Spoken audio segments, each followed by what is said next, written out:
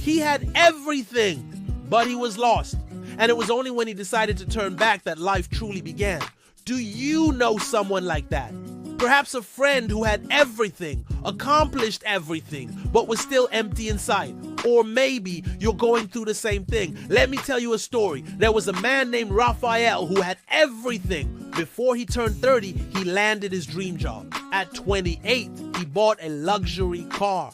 By 30, he was living in an elegant apartment and traveling abroad as casually as someone goes to a bakery. People envied him, but they didn't see that he was broken inside. Every morning, he woke up feeling empty. No amount of work accolades or social media likes could fill the void. Then the anxiety attacks started. And despite having all the resources, therapies, and medications available to him, nothing worked. One evening during a corporate dinner, a wise older colleague said, "Have you ever thought about stopping everything and asking God if this is really what he wants for you?" Rafael laughed, trying to hide his discomfort. But that question echoed in his mind. For the first time, he thought that his success path might be wrong. That night, he prayed for the first time in years.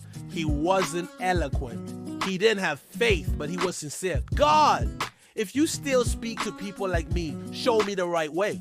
Because this path isn't leading me anywhere." In the days that followed, Rafael began seeking answers. He read books, listened to podcasts, and found a mentor. But most importantly, he started to listen intentionally. He realized that everything he was doing was based on patterns he'd never questioned. He believed that success meant having money, prestige, and recognition. And he learned that this was not wisdom, but just noise. That's when he met Pastor Marcos, a simple man who owned a small neighborhood store. One day, Rafael opened up to him about his emptiness. "You just need to turn back," said the pastor. "Turn back to God, to the original purpose. Our minds are powerful, but when they wander aimlessly, they only cause destruction." And that made sense. Rafael realized that he was full of technical knowledge, but his heart and his purpose were starving for wisdom. He was listening to everyone and everything, but hadn't heard God. So he decided to turn back. He quit his job, sold his car, and began a new journey. He dedicated himself to a social project, helping underprivileged youth find jobs. He took theology courses and spent time restoring his relationship with his parents, friends, and most importantly, himself. The challenges didn't disappear, but inner peace arrived. Rafael understood that his mind needed transformation, and that only happened when he started to learn with humility, listen intentionally, and put God first. Today, Rafael is wealthier than he's ever been. Wealthy in purpose, love, and faith.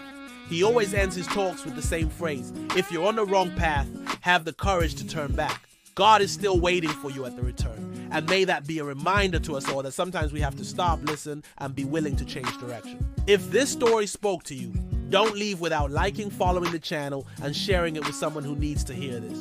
God still has a way back prepared for each one of us. Until next time.